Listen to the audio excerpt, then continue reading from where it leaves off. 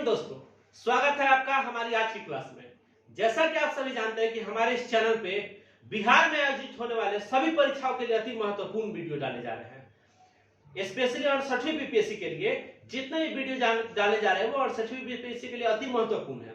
और हम लोग एक करंट अफेयर की श्रृंखला भी चला रहे हैं, तो उसी श्रृंखला का ये वीडियो है। आप जैसे इस बुक से अच्छी तरह परिचित होंगे, ये जो पुस्तक है प्रतियोगिता दर्पण की, तो ये पुस्तक करंट के लिए सबसे आज तक के मार्केट में जितना भी पुस्तक है सबसे एकदम बेस्ट है।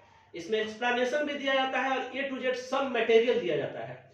और बीपीएससी का जो परीक्षा का तैयारी करते हैं कोई भी स्टूडेंट, वो प्रतियोगिता दर्पण लेते हैं, ये सबसे सफिशिएंट है। और प्रतियोगिता दर्पण जो है करंट के लिए बहुत अच्छी बुक है, और जो यूपीएससी का भी तैयारी करते हैं उसके लिए भी ये बहुत अच्छी पुस्तक है। और आपको बता दें, अगर इससे आप करंट का तैयारी करेंगे ना, ये पुस्तक, तो आपका एक भी क्वेश्चन करंट का छूट ही नहीं सकता है। ये एकदम सबसे जो बोलते हैं ना कि अंडररेटेड पुस्तक, वही ये पुस्तक है। तो जो दिसंबर मंथ का ये पत्रिका है, तो ये पत्रिका मार्केट में आ चुका है, तो हम लोग सोचे कि इसी को क्यों ना निपटा देते हैं। इसको निपटा देंगे तो आपका पूरा दिसंबर खत्म हो जाएगा। उसी को ध्यान में रखते हुए हम लोग ये श्रृंखला शुरू किए हैं। तो आप अपना पेन कॉपी लेके बैठ सकते हैं और उससे लिख भी सकते हैं, ताकि आगे आने वाले दिनों में आपको रिवीजन के लिए आसानी होगी। या आप इस पुस्तक को भी रख सकते हैं अपने पास और इसमें अंडरलाइन भी कर लेंगे, वो भी आपके लिए हेल्पफुल होगा। तो इसी को हम लोग शुरू करने जा रहे हैं। और इसमें जो राष्ट्रीय घटनाक्रम है ना, राष्ट्रीय घटनाक्रम, यही से हम लोग शुरू कर रहे हैं। और जो पहला पन्ना है उसी से हम लोग शुरू करने वाले हैं। तो इसमें जो पहला टॉपिक दिया है, तो मल्लिकार्जुन खड़गे जो कांग्रेस पार्टी है उसके नए अध्यक्ष बने हैं। तो बात हो रही है मल्लिकार्जुन खड़गे की, तो हम यहां लिख देते हैं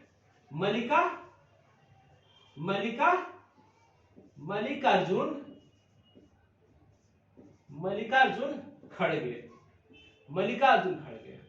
तो जो मल्लिकार्जुन खड़गे हैं वो कांग्रेस पार्टी के अध्यक्ष बने हैं। और बता दें कि 24 वर्षों में पहली बार ऐसा हुआ है जो गांधी परिवार के बाहर किसी व्यक्ति को कांग्रेस पार्टी का अध्यक्ष बनाया गया है।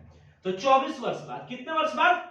24 वर्षों के बाद ऐसा हुआ है कि जो कांग्रेस पार्टी है वो देश की सबसे पुरानी पार्टी है, और जो सबसे पुरानी पार्टी है उसके राष्ट्रीय अध्यक्ष बनाए गए हैं मल्लिकार्जुन खड़गे।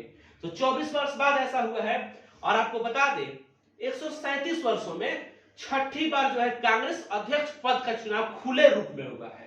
कितने वर्ष बाद? 137 वर्ष बाद। 137 वर्ष बाद ऐसा हुआ है कि जो कांग्रेस पद का चुनाव है ना, छठी बार वो खुले रूप में हुआ है। अब बात करते हैं मल्लिकार्जुन खड़गे की। तो ये कर्नाटक के बीदर जिले के निवासी है और यहीं से ये संबंध रखते हैं। तो कहां से है? कर्नाटक के बीदर जिले से। कहां से? बीदर। कर्नाटक के बीदर जिला, कर्नाटक का बीदर जिला। तो कर्नाटक के बीदर जिले से ये संबंध रखते हैं। और बता दें कि पहली बार इन्होंने 1969 में ये कांग्रेस में शामिल हुए थे। कब हुए थे? 1969 में ये कांग्रेस में शामिल हुए थे। और 1972 में पहली बार कर्नाटक विधानसभा से ही ये निर्वाचित हुए। कब? 1972 में कर्नाटक से ही विधानसभा से निर्वाचित हुए। और जो हाल ही में जो 2019 का लोकसभा चुनाव हुआ, इसमें ये पराजित हो गए। 2019 में ये लोकसभा चुनाव पराजित हुआ, फिर भी इनको राज्यसभा भेजा गया। और सबसे इंपॉर्टेंट बात कि ये विपक्ष के नेता थे। 2020 में इनको जो राज्यसभा में भेजा गया है, तो ये विपक्ष के नेता थे। तो ये कौन थे? विपक्ष के नेता राज्यसभा का विपक्ष के नेता यही है मल्लिकार्जुन खड़गे। और मल्लिकार्जुन खड़गे के बारे में बता दें कि एक बहुत ही निम्न किस्म के किसान परिवार से इनका संबंध था, और वहीं से ये ताल्लुकात रखते हैं। आते हैं हम लोग अपने अगले सवाल की तरफ। हमारा अगला सवाल है जो स्वास्थ्य सर्वेक्षण पुरस्कार 2022। कौन पुरस्कार? स्वच्छ सर्वेक्षण पुरस्कार। जो स्वच्छ सर्वेक्षण पुरस्कार है, स्वच्छ सर्वेक्षण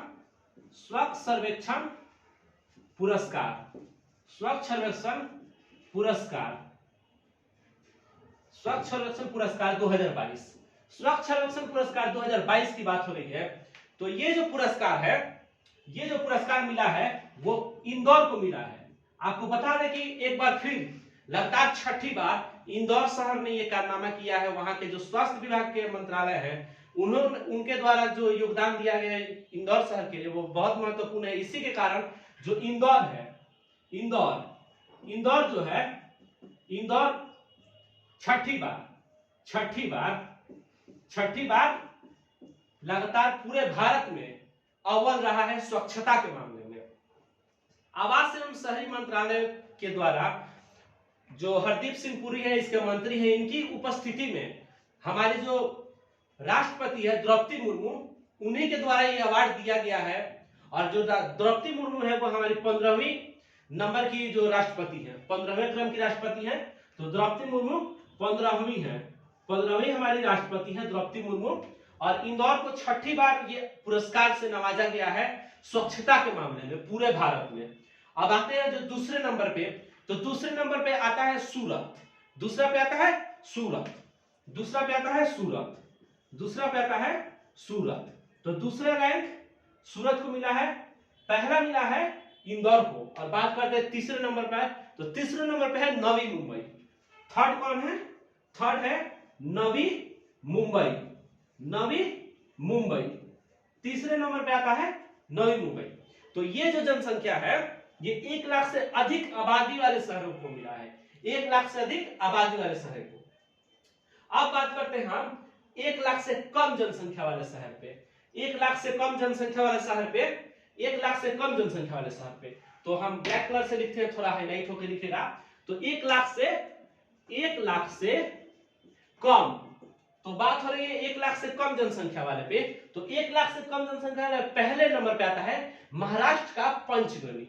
महाराष्ट्र का हम पंचगनी बस लिख देते हैं, पंचगनी, पंचगनी जो महाराष्ट्र का है, महाराष्ट्र का पंचगनी ये 1 नंबर पे आता है 1 लाख से कम वाले पे, 1 नंबर पे महाराष्ट्र का पंचगनी। और दूसरे पे आता है छत्तीसगढ़ का पाटन, दूसरे पे आता है पाटन, दूसरे पे आता है पाटन जो छत्तीसगढ़ का है, छत्तीसगढ़ राज्य से संबंधित है, छत्तीसगढ़ राज्य का जो एरिया है। और तीसरे नंबर पे आता है महाराष्ट्र का कराड़, तीसरा पे महाराष्ट्र की है तो कराड़, कराड़ ये महाराष्ट्र का ही है। तो ये तीसरे पे आ गया महाराष्ट्र। अब आते हैं हम लोग 1 लाख से अधिक जो जनसंख्या है वो गंगा के किनारे जो नगर बसते हैं, जो शहर बसते हैं, उसमें आते हैं हम लोग 1 लाख से अधिक वाले पे। तो जो हम इसको रब कर देते हैं, आप लोग लिखना होगा तो लिख लीजिएगा। तो जो 1 लाख से अधिक वाला है वो गंगा के किनारे बसने वाले शहरों को दिया जाता है। तो जो गंगा के किनारे जो शहर बसते हैं उसको सर्वश्रेष्ठ गंगा टाउन पुरस्कार से नवाजा जाता है। तो उसको जो दिया जाता है उसको सर्वश्रेष्ठ गंगा टाउन पुरस्कार। तो जो सर्वश्रेष्ठ गंगा टाउन पुरस्कार हम लिख देते हैं सर्वश्रेष्ठ गंगा टाउन, सर्वश्रेष्ठ गंगा टाउन पुरस्कार दिया जाता है। तो इसमें पहले नंबर पे आता है हरिद्वार, पहले पे आता है हरिद्वार जो उत्तराखंड में स्थित है। 1 नंबर पे आता है हरिद्वार, 1 नंबर पे आता है हरिद्वार जो उत्तराखंड में स्थित है, उत्तराखंड हरिद्वार जो है वो उत्तराखंड में आता है। दूसरे नंबर पे आता है वाराणसी जो उत्तर प्रदेश में है, दूसरे पे आता है वाराणसी, दूसरे नंबर पे आता है वाराणसी। और तीसरे पे आता है ऋषिकेश, तीसरे पे कौन आता है? ऋषिकेश, तीसरे पे आता है ऋषिकेश, तीसरे पे आता है ऋषिकेश। तो जो गंगा जी के किनारे है, तो गंगा जी के किनारे पहले नंबर पे आता है हरिद्वार जो उत्तराखंड में है, और वाराणसी जो है ये यूपी, और ऋषिकेश ये भी उत्तराखंड में स्थित है। अब बात करते हैं 1 लाख से कम जनसंख्या। तो 1 लाख से कम जनसंख्या वाले शहर जो गंगा जी के किनारे है, तो ये 1 लाख से अधिक, 1 लाख से अधिक, ये 1 लाख से अधिक जनसंख्या वाले शहरों की बात हो रही थी। तो सर्वश्रेष्ठ गंगा टाउन पुरस्कार दिया जाता है। अब आते हैं 1 लाख से कम, 1 लाख से कम। तो जो 1 लाख से कम जो जनसंख्या है उस पे, तो 1 लाख से जो कम जनसंख्या जो गंगा जी के किनारे बसती है उससे पहले स्थान पे आता है बिजनौर। 1 लाख से कम, 1 लाख से कम। 1 लाख से कम है और ये 1 लाख से अधिक है। 1 लाख से अधिक, 1 लाख से अधिक की बात हो रही है यहाँ, और 1 लाख से यहाँ कम की बात हो रही है। तो 1 नंबर पे आता है बिजनौर, 1 नंबर पे आता है बिजनौर, 1 नंबर पे आता है बिजनौर, 1 नंबर पे आता है बिजनौर। और जो दूसरे नंबर पे आता है वो है कन्नौज, दूसरे नंबर पे आता है कन्नौज, दूसरे पे आता है कन्नौज। आप देखिए ये तो हो गया स्वच्छता के लिए 1 लाख से अधिक शहर किसको पुरस्कार दिया गया, इंदौर था, सूरत था, नवी मुंबई था। और 1 लाख से कम वाले पे भी हमने देखा कि महाराष्ट्र का पंचगनी था, पाटन था और कराड़ था। और 1 लाख से अधिक गंगा जी किनारे हरिद्वार उत्तराखंड पहले पे, दूसरे पे वाराणसी और तीसरे पे ऋषिकेश। और 1 लाख से ये अधिक में है, और 1 लाख से कम वाले पहले पे बिजनौर, दूसरे पे कन्नौज। और जो कचरा मुक्त शहर है, कचरा मुक्त शहर के लिए रेटिंग दी जाती है, तो कचरा मुक्त शहर के लिए जो रेटिंग दी जाती है तो 7 स्टार रेटिंग इंदौर को प्राप्त हुआ है, 7 स्टार रेटिंग इंदौर को। इसको हम रब कर देते हैं, तो 7 स्टार जो रेटिंग है वो इंदौर को प्राप्त हुआ है। 7 स्टार रेटिंग किसको प्राप्त हुआ है, इंदौर को। और जो कचरा मुक्त के लिए रेटिंग जो दी जाती है ना, उसकी शुरुआत 2018 से हुई। तो कचरा मुक्त शहरों के लिए जो रेटिंग है, तो यहां लिख देते हैं कचरा मुक्त शहर, कचरा मुक्त शहर रेटिंग, कचरा मुक्त शहर रेटिंग, कचरा मुक्त शहर जो रेटिंग है, कचरा मुक्त शहर का जो रेटिंग है वो 2018 से स्टार्ट किया गया है। कब से, 2018 से इसको देना स्टार्ट किया गया है। और जो 7 स्टार रेटिंग है वो इंदौर को दी गई है। कौन स्टार, 7 स्टार, 7 स्टार जो रेटिंग है वो इंदौर को दिया गया है, इंदौर को 7 स्टार रेटिंग किसको दिया गया है, इंदौर को। और ये कचरा मुक्त शहर रेटिंग 2018 से दी जाती है। आते हैं दोस्तों अपने अगले सवाल की तरफ। हमारा जो अगला सवाल है वो है कि जो भारतीय महिला टीम है उसको पुरुष टीम के बराबर वेतन दिया जाएगा। तो बीसीसीआई के द्वारा यह निर्णय लिया गया है कि पुरुष और महिला की जो असमानता है उसको समाप्त करते हुए, पुरुष और महिला की असमानता को समाप्त करते हुए दोनों टीम को, पुरुष टीम को और महिला टीम को समान वेतन दिया जाएगा। तो ये किसके द्वारा निर्णय लिया गया है, तो बीसीसीआई, किसके द्वारा, बीसीसीआई के द्वारा, बीसीसीआई के द्वारा हम लोगों ने, मतलब बीसीसीआई ने यह निर्णय लिया है कि पुरुष और महिला टीम को समान वेतन दिया जाएगा। और आपको बता दें कि जो पुरुष और महिला टीम को समान वेतन देने की जो बात बीसीसीआई ने की है वो दुनिया का पहला देश न्यूजीलैंड है। दुनिया का पहला देश कौन है, दुनिया का जो पहला देश है वो है न्यूजीलैंड। तो न्यूजीलैंड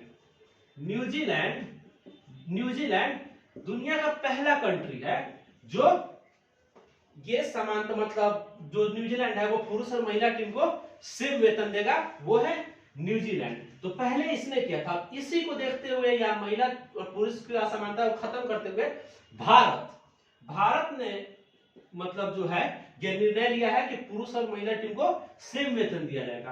भारत, तो भारत ये दूसरा नंबर का कंट्री है जो, और पूरे विश्व में सिर्फ यही 2 कंट्री है, पूरे विश्व में सिर्फ यही 2 कंट्री है जिसने ये निर्णय लिया है कि दोनों को सेम वेतन दिया जाएगा। तो न्यूजीलैंड पहला देश और भारत दूसरा देश है जो पुरुष और महिला टीम को समान वेतन देने का बात कर रहा है। अब न्यूजीलैंड के बारे में बात हुई तो न्यूजीलैंड के बारे में बता दें कि इसकी राजधानी वेलिंगटन है, वेलिंगटन इसकी राजधानी है, वेलिंगटन जो है ये न्यूजीलैंड की राजधानी है। और आपको हम बताना चाहते हैं कि जैसे इस क्वेश्चन में दिखाया जा रहा है कि पुरुष और महिला टीम को समान वेतन देने का जो ये फैसला बीसीसीआई ने किया है, तो आपको बता दें कि देश आजाद होने के 76 वर्षों के बाद भी अभी भी महिलाओं की स्थिति में उतना सुधार नहीं हुआ है। जबकि हमारे संविधान में नीति निर्देशक तत्वों में ये लिखा गया है स्पष्ट रूप से 39 के घ में कि जो पुरुष और महिला है उनको समान कार्य के लिए समान वेतन दिया जाएगा। आजकल ऑफिस में, खेतों में या अनेक जगह जो है महिलाओं का शोषण होता रहा है और महिलाओं को उतना जो है भेदभाव जो है पुरुष और महिला में ये कार्य के आधार पर और बहुत सारे ऐसे आधार हैं जिस पे किया जाता है। जबकि जो महिला है वो पुरुष से ज्यादा अधिक कार्य कुशल होती है और अपनी जिम्मेवारियों का जो निवारण है वो बहुत अच्छे से करती है। एक परिवार को चलाना हो या महिला किसी भी क्षेत्र में, एक जो महिला है ना अगर शिक्षित होगी तो उससे सारा समाज शिक्षित होगा और उससे जो अपने पूरे परिवार का विकास करेगी। तो जो समान कार्य के लिए समान वेतन है वो 39 के घ में है। घ में लिखा हुआ है हमारे नीति निर्देशक तत्व में। तो समान कार्य के लिए समान वेतन, समान कार्य के लिए समान वेतन, समान वेतन। तो समान कार्य के लिए समान वेतन, ये जो लिखा हुआ है हमारे नीति निर्देशक तत्वों के 39 के घ में लिखा गया है। जो पुरुष और महिलाओं का जो भेदभाव है ना उसको कम करने के लिए हमारे नीति निर्देशक तत्व के संविधान में लिखा गया है। आते हैं हम लोग अपने अगले सवाल की तरफ। हमारा जो अगला सवाल है वो है हल्का लड़ाकू हेलीकॉप्टर। हल्का लड़ाकू हेलीकॉप्टर जिसका नाम है प्रचंड, प्रचंड नाम है, उसको वायुसेना में शामिल किया गया। क्या नाम है? प्रचंड। हल्का लड़ाकू हेलीकॉप्टर प्रचंड। इसका नाम प्रचंड इसीलिए रखा गया, इसकी जो मारक क्षमता है ना इसी को देखते हुए इसका नाम प्रचंड रखा गया। और आपको बता दें अक्टूबर 2022 में इसको शामिल किया गया है हमारे वायुसेना में। और Hindustan aeronautics limited, short form में है HAL, इसका फुल फॉर्म है हिंदुस्तान एरोनॉटिक्स लिमिटेड, इसी के द्वारा इसको निर्मित किया गया है। और जो जोधपुर वायुसेना केंद्र है ना, जोधपुर वायुसेना केंद्र, क्या? जोधपुर वायुसेना केंद्र पे इसको शामिल किया गया। और जब इसको शामिल किया गया तो हमारे जो दूसरे देश के दूसरे सीडीएस है जिनका नाम है अनिल चौहान, वो भी यहाँ अवेलेबल थे। तो देश के जो सीडीएस है अनिल चौहान,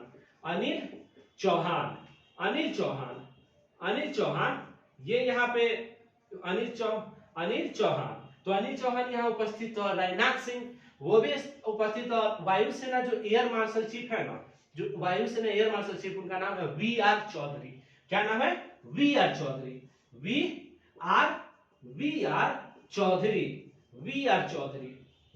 चौधरी नाम है। वायुसेना जो एयर चीफ मार्शल है वो भी यहाँ उपस्थित थे। और प्रचंड इसका नाम है, हिंदुस्तान एरोनॉटिक्स लिमिटेड के द्वारा इसको बनाया गया है। और जोधपुर जो वायुसेना केंद्र है वहां से इसको शामिल किया गया हमारे वायुसेना में। और सीडीएस अनिल चौधरी यहाँ अवेलेबल थे, VR चौधरी जो चीफ एयर मार्शल है, और राजनाथ सिंह जो हमारे रक्षा मंत्री है, राजनाथ सिंह जो हमारे रक्षा मंत्री है वो भी यहाँ अवेलेबल थे। आते हैं हम लोग अगले सवाल की तरफ। ये अगला सवाल बहुत ही महत्वपूर्ण है। आपको बता दें इसरो द्वारा, किसके द्वारा? इसरो द्वारा एक मिशन भेजा गया था सितंबर 2014 में जिसका नाम था mom short form Mars orbital mission. तो सितंबर 2014 में एक मिशन भेजा गया था जिसका नाम था मॉम। तो ये जो मॉम मिशन है वो 8 वर्षों तक अपनी सेवा देने के पश्चात इसका कनेक्शन जो है वो इसरो से छूट गया है। तो 8 वर्ष ये सेवा दिया है। कितना वर्ष? 8 वर्ष ये सेवा दिया। लेकिन जब इसको 2014 में भेजा गया था तो इसका जो अवधि है, जो वैज्ञानिक लोग इसको जो भेजे थे सिर्फ 6 माह के लिए भेजे थे। कितना माह? 6 माह के लिए सिर्फ भेजा गया था। लेकिन ये 8 वर्ष तक अपना सेवा दिया है। और इसमें जो इसका जो कनेक्शन खत्म हुआ है, ऐसा बोला जा रहा है कि जो बैटरी खत्म होने की वजह से इसका कनेक्शन टूट गया है। और ये सितंबर 2014 में भेजा गया था। और आपको बता दें कि PSLV C25 के जरिए, PSLV C25 इसी के जरिए ये मॉम को भेजा गया था मार्स ऑर्बिटल मिशन के द्वारा। और जिसको भेजा गया था ना वो 5 सितंबर 2013 में भेजा गया था। 5 सितंबर 2013 में इसको भेजा गया था। और 10 माह यात्रा करने के बाद 10 माह की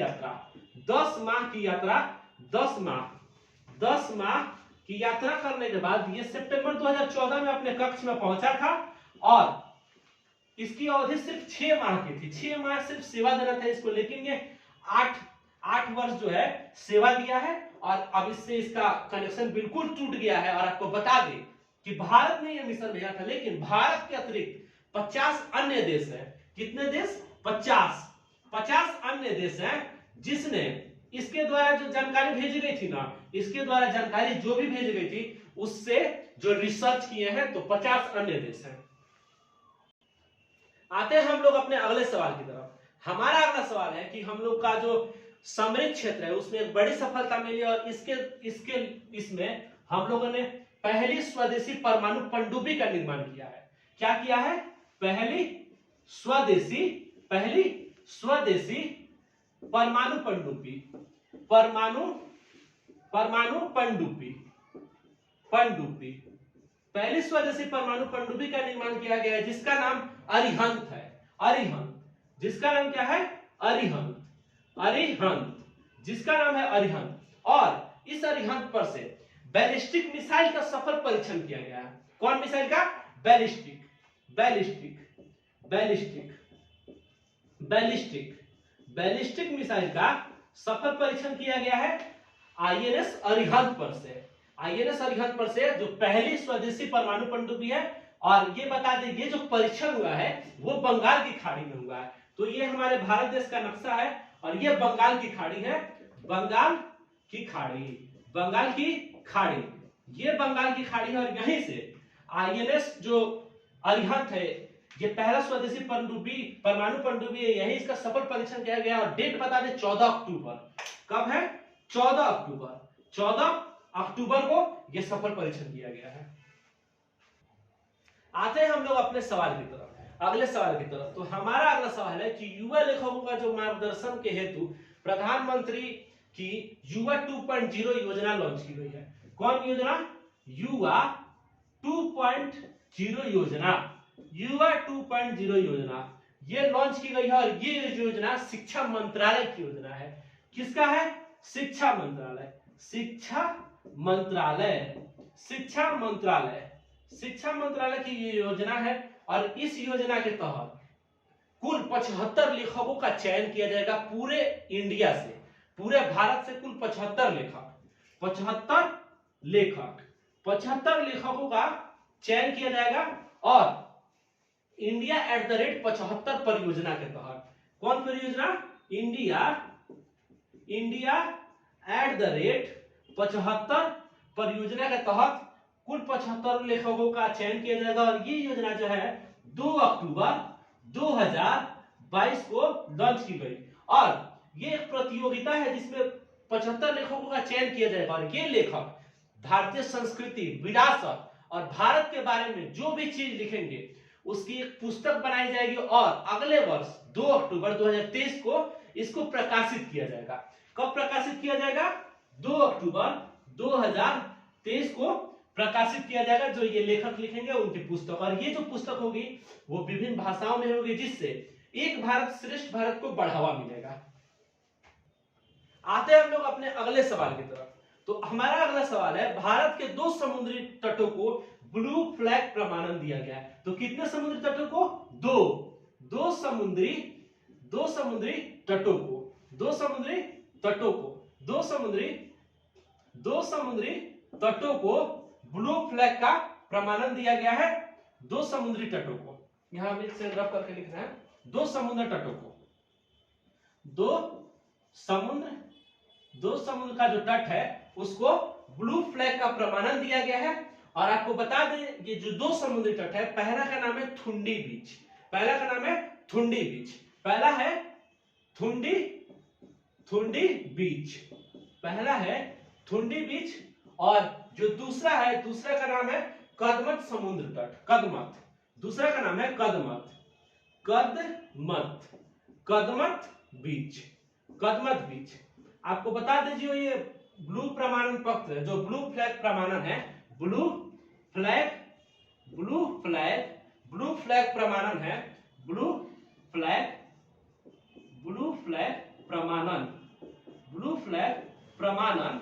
ये जो ब्लू फ्लैग प्रमाणन है ये जो समुद्री बीच है उसके स्वच्छता के लिए और उसके सुरक्षता के साथ साथ उसको सुरक्षित बनाने के लिए ये ब्लू फ्लैग प्रमाणन दिया जाता है, जो भारत के 2 समुद्री तटों को हाल ही में दिया गया है, जिसमें पहला है थुंडी बीच, दूसरा है कदमत बीच। और आपको बता दें कि इसी के साथ जो भारत में जो ब्लू फ्लैग प्रमाणन है उसकी कुल संख्या 12 हो गई है। कितनी हो गई है? कुल संख्या हो गई है 12। और जो ब्लू फ्लैग प्रमाणन है ये डेनमार्क में एक संस्था स्थित है जिसका नाम है फी फाउंडेशन फॉर इन्वायरमेंटल एजुकेशन। कौन संस्था है? फी, FEE, fee foundation for environmental education, environmental education, foundation for environmental education. और ये डेनमार्क की संस्था है। कहां की? डेनमार्क, डेनमार्क की संस्था है, इसी के द्वारा ये जो ब्लू फ्लैग प्रमाणन है वो दिया जाता है। आते हैं हम लोग अपने अगले सवाल की तरफ। हमारा अगला सवाल है कि टाइम वैश्विक रैंकिंग, जो विश्वविद्यालय की टाइम वैश्विक रैंकिंग है 2023 का जो निकाला गया उसमें भारत की एकमात्र संस्था है जिसका नाम है इंडियन इंस्टीट्यूट ऑफ साइंस, जो बेंगलोर में स्थित है। और जो 2023 है टाइम्स वैश्विक रैंकिंग है, टाइम वैश्विक रैंकिंग,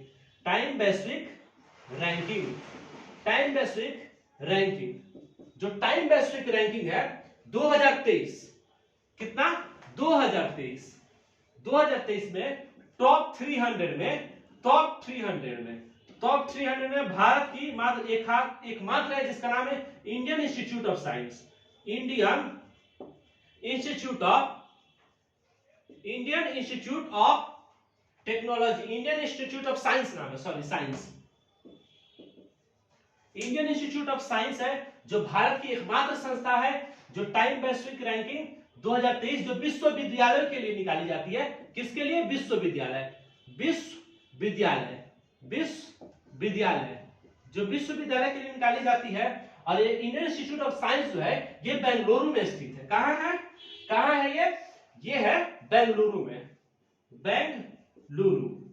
जो स्थित है बेंगलुरु में स्थित है इंडियन इंस्टीट्यूट ऑफ साइंस। और आपको बता दें टॉप 300 में भारत की एकमात्र है। और जो टॉप 500 है उसमें भारत की 5 संस्थाएं हैं। टॉप 500 में भारत की 5 संस्थाएं। और आपको बता दें टाइम की जो विश्व की यूनिवर्सिटी रैंकिंग है इसमें टॉप 2 के बारे में हम आपको बताते हैं। तो इसको पहले रब करना पड़ेगा, तो रब करके हम आपको टॉप 2 के बारे में बताते हैं। जो टॉप 2 है, टॉप 2 में जो 1 नंबर पे आता है ना, 1 नंबर पे आता है यूनाइटेड किंगडम का यूनिवर्सिटी है जिसका नाम है यूनिवर्सिटी ऑफ ऑक्सफोर्ड। तो ऑक्सफोर्ड यूनिवर्सिटी की बात हो रही है, यूनिवर्सिटी ऑफ ऑक्सफोर्ड जो यूनाइटेड किंगडम में स्थित है। तो जो है टाइम की विश्व यूनिवर्सिटी की टॉप 10 में विश्व की यूनिवर्सिटी की बात हो रही है, यूनिवर्सिटी की बात हो रही है। टॉप 10 यूनिवर्सिटी में टॉप 1 नंबर पे है, वो है यूनाइटेड किंगडम का university of Oxford, university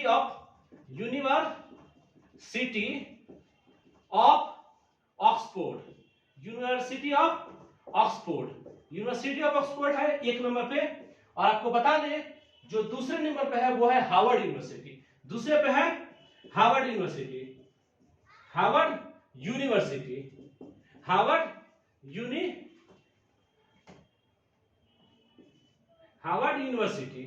Harvard university है, ये दूसरे नंबर पे है जो अमेरिका में है,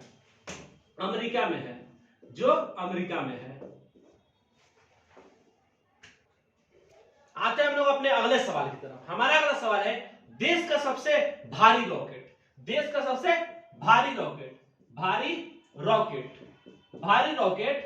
जिसका नाम है LVM-3। इसका सफल परीक्षण हो गया और ये अपने साथ 36 उपग्रहों को लेकर उड़ा है। कितना उपग्रह? 36 उपग्रहों को लेकर उड़ा है। और आपको बता दें इसका जो सफल परीक्षण है वो सतीश धवन अंतरिक्ष केंद्र, कहां से? सतीश धवन अंतरिक्ष केंद्र जो श्रीहरिकोटा में स्थित है। कहां है? श्रीहरिकोटा में जो स्थित है, श्रीहरिकोटा ये आंध्र प्रदेश में है। यहीं से इसका सफल परीक्षण किया गया है। आते हम लोग अपने अगले सवाल की तरफ। हमारा जो अगला सवाल है वो विश्व की सबसे ऊंची प्रतिमा की बात हो रही है जो शिव जी की प्रतिमा है। तो विश्व की सबसे ऊंची शिव की प्रतिमा है, उसका जो बनाया गया है, स्थापित किया गया है वो राजस्थान के राजसमंद जिले में, राजस्थान के राजसमंद जिला। विश्व की सबसे ऊंची शिव प्रतिमा, विश्व की सबसे ऊंची शिव प्रतिमा की बात हो रही है जो राजस्थान के राजसमंद के राजसमंद में स्थापित किया गया है, जिसका नाम है विश्वास स्वरूपम। विश्वास स्वरूपम, विश्वास विश्वास विश्वास स्वरूपम, विश्वास स्वरूपम, इसका नाम है विश्वास स्वरूपम। और बता दें कि इसकी जो ऊंचाई है 369 फीट है। 369 फीट, 369 जो फीट है इसकी ऊंचाई है, 369 फीट इसकी ऊंचाई है। और आपको बता दें इसको जो बनाया गया है, ये जो विश्वास स्वरूपम है, विश्वास स्वरूपम को बनाने में कुल 10 वर्षों का टाइम लगा है। 10 वर्षों का टाइम लगा है। तो यहां से हमारा राष्ट्रीय घटनाक्रम है वो समाप्त होता है, और इसके बाद हम आते हैं अपने अंतरराष्ट्रीय घटनाक्रम की ओर। और आपको बता दें जो जितने भी प्रतियोगी परीक्षा होते हैं, चाहे बीपीएससी हो यूपीएससी हो, उसमें जो है राष्ट्रीय और अंतरराष्ट्रीय घटनाक्रम से ज्यादा क्वेश्चन पूछे जाते हैं, अधिक से अधिक क्वेश्चन यही से आते हैं। तो आते हैं हम लोग अपने अंतरराष्ट्रीय घटनाक्रम के पहले सवाल की तरफ। हमारे अंतरराष्ट्रीय घटनाक्रम का पहला सवाल है, ऋषि सुनक ब्रिटेन के प्रधानमंत्री बनाए गए हैं। कौन बनाया गया? ऋषि सुनक। ऋषि सुनक। तो ऋषि सुनक यूके के नए प्रधानमंत्री बनाए गए हैं, यूके के, यूनाइटेड किंगडम के। जैसा कि अभी बहुत ये मीडिया में चर्चा में रहे हैं भारत में कि ये भारत से संबंधित है, भारतीय मूल के हैं, तो लेकिन ऐसी कोई बात नहीं है। इनका भारत से बस यही संबंध है कि ये जो नारायण मूर्ति है, जो इंफोसिस के मालिक है, उनकी पुत्री है अक्षता मूर्ति, उसी के ये पति है, और नारायण मूर्ति के ये दामाद है जो इंफोसिस के मालिक है। और ऐसा इनका भारत से संबंध बस इतना ही है, ये भारतीय मूल के किसी भी तरह से नहीं है। और पत्र पत्रिकाओं में और मीडिया के माध्यम से ये इनको हाईलाइट किया जा रहा है इसके लिए। और आपको बता दें जो ऋषि सुनक बने हैं, जो यूके के प्रधानमंत्री बने हैं, जस्ट 45 दिन पहले लीज ट्रस जो है, लीज ट्रस जो है 45 दिन प्रधानमंत्री रही थी, और 45 दिन आर्थिक मोर्चा पर ये विफल रही थी, और इसी के लिए इन्होंने त्याग पत्र दिया, और ऋषि सुनक है जो यूके के नए प्रधानमंत्री बने हैं। आते हैं हम लोग अपने अगले सवाल की तरफ। हमारा अगला सवाल है कि स्वीडन में है जो नए प्रधानमंत्री बनाए गए हैं। तो बात हो रही है स्वीडन की। स्वीडन में नए प्रधानमंत्री बनाए गए जिनका नाम है उल्फा क्रिस्टरसन बनाया गया है। और स्वीडन जो है उसकी राजधानी स्वीडन की राजधानी स्टॉकहोम है, जहां से नोबेल पुरस्कार दिया जाता है। तो बात हो रही है स्वीडन की, और स्वीडन के जो नए प्रधानमंत्री है वो उल्फ क्रिस्टरसन स्वीडन के नए प्रधानमंत्री बनाया गया। और स्वीडन की राजधानी स्टॉकहोम है, और स्टॉकहोम से नोबेल दिया जाता है, स्टॉकहोम से। आते हम लोग अपने अगले सवाल की तरफ। तो हमारा अगला सवाल है कि जो इटली की प्रधानमंत्री बनी है उनका नाम है जॉर्जिया मेलोनी। तो बात हो रही है इटली की, और यहाँ पीएम बनी है नई, जिनका नाम है जॉर्जिया मेलोनी। तो जॉर्जिया मेलोनी ये पीएम बनी है इटली की। इसमें बस इतना ही इंपॉर्टेंट है। हमारा अगला क्वेश्चन जो है वो चीनी राष्ट्रपति जो जिनपिंग बने हैं वो कम्युनिस्ट पार्टी के महासचिव बने हैं। तो चीनी राष्ट्रपति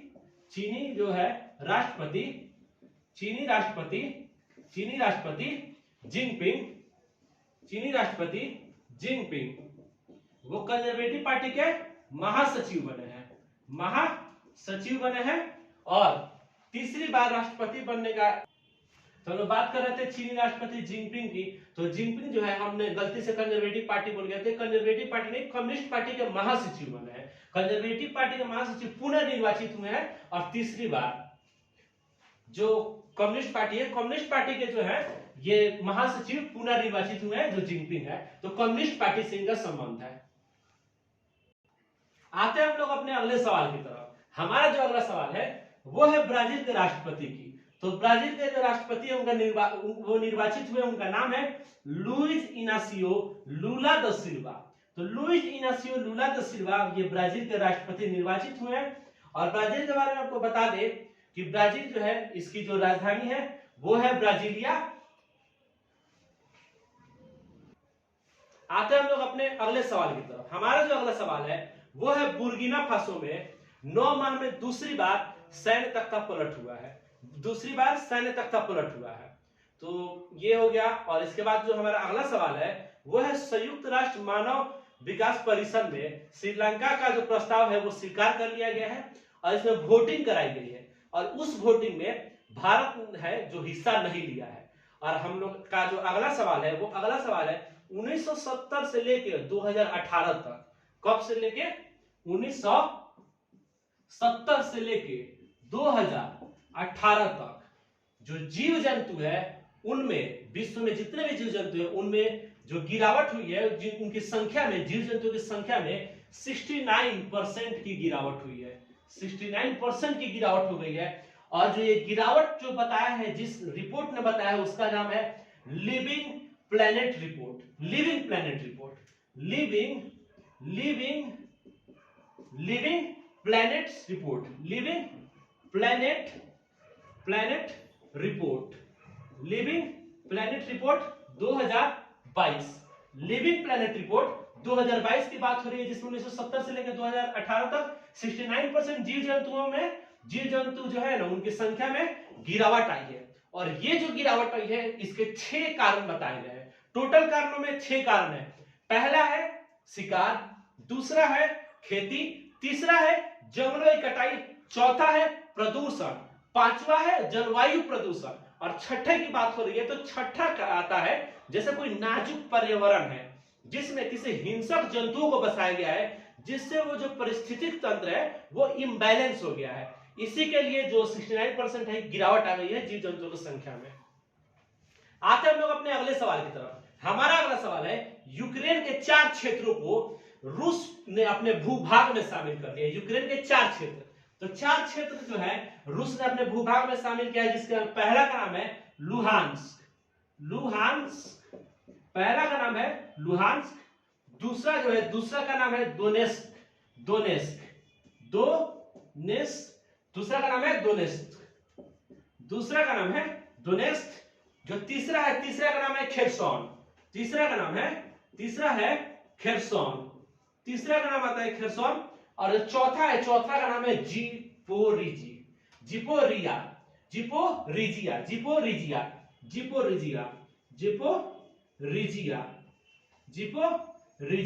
तो 4 भूभाग है जो रूस ने अपने भूभाग में शामिल कर लिया है।